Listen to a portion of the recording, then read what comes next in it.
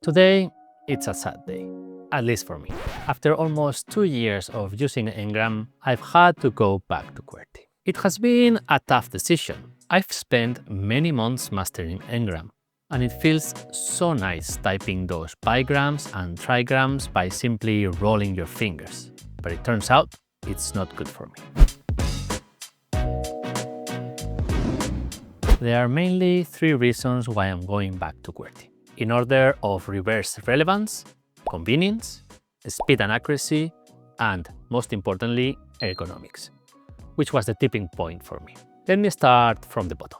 One of the big drawbacks of using an alternative layout, such as ENGRAM, is those moments when you need to use a QWERTY keyboard or computer. This was one of my main gripes transitioning to ENGRAM, as I explained in a video I published about a year ago. In that video, I mentioned that I could switch to my laptop keyboard without issues, but I had problems using a mechanical stagger keyboard like the Race 2. This has improved significantly in the past year. I could now switch to the Race 2 relatively easily, but I can feel my brain complaining about the extra effort. So, if this were my only problem with ENGRAM, this video would not exist. And I would not exist? Is this an alternative future? Which takes me to the next point: speed and accuracy.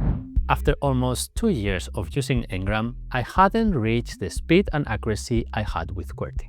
It's not that speed is critical, but accuracy is. In fact, my raw typing speed is similar in both, but since I'm more accurate with QWERTY, my average words per minute is faster. My best result in ENGRAM was 73 words per minute with 98% accuracy.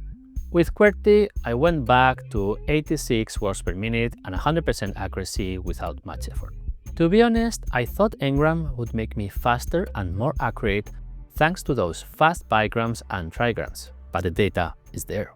Once again, this slightly lower speed and accuracy wouldn't be an issue per se. That's why I continued using ENGRAM for about a year after making that video, where I was reconsidering my decision to use ENGRAM. However, something unexpected arose, leading me to drop ENGRAM, and that was pain in my right wrist. So, let's talk ergonomics. When I switched to ENGRAM, I started noticing some pain in my right wrist while typing for long periods. At first, I thought it was part of the adaptation process. ENGRAM has a very particular layout. It moves punctuation to the center columns, reducing the lateral finger movement to a minimum. However, that disposition increases pinky usage, especially on the right hand. For reference, in QWERTY you use the right pinky on fewer than 3% of key presses. On ENGRAM, it's over 10% in English. For my specific use case, it could be even higher. I use the Z more than the average person, since it's in our app's name, Spacebar. On top of that, I also write a lot in Spanish. Ole! Which has an even higher right-hand pinky usage at 12.5%, while on QWERTY it's barely over 3%.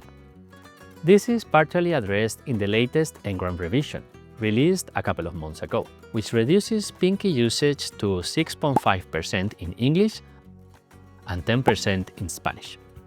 This ENGRAM revision is better than other alternative layouts, such as Colemac, 8.5% in English and Spanish, and the Dvorak, 11% in English and 14% in Spanish, but still much more worse than QWERTY.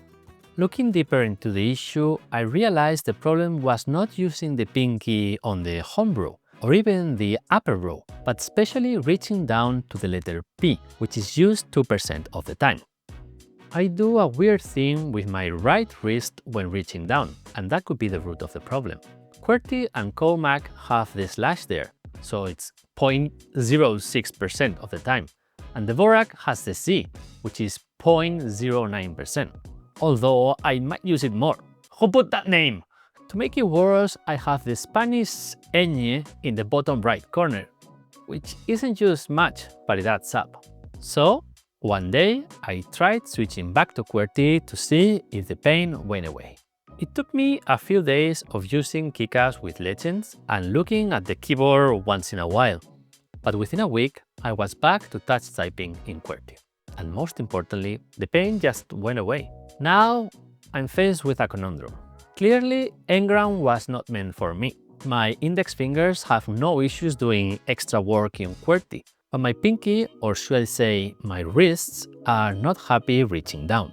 Plus, since QWERTY is not optimized for English, switching to Spanish does not make it worse. Of course, this is just my experience. I went back to QWERTY because it was easier than learning a third layout. ENGRAM or another alternative layout might be perfect for you. If you want to learn more about alternative layouts, check out this other video. This is where I like to hear from you.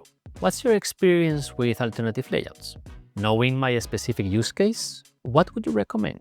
Should I stick with QWERTY and focus on other things, like using more Home Row Modifiers? Or should I try another alternative layout that's not too pink heavy in the bottom row, like CodeMac?